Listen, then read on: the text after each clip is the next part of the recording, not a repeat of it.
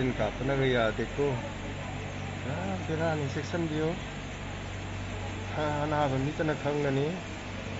Vaccine kaapanaga yaadeko sijadane lejarise.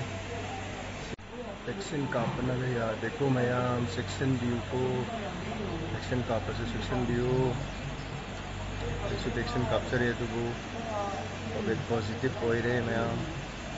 Tangkra tayai lepsare. Sinarati test tawbiba. Nangdu test tawbaloraga. Hospitalized tawbiyo. Hospitalized tawbana faidi hena pay. Guli yamna hainaba khara pangka saga lisam semaga. Tension garga mayam. Yam wabani ko yam lubani ko. Sige tawbani. Aduna Shibada Pagi Tobino Mayam section view Mayam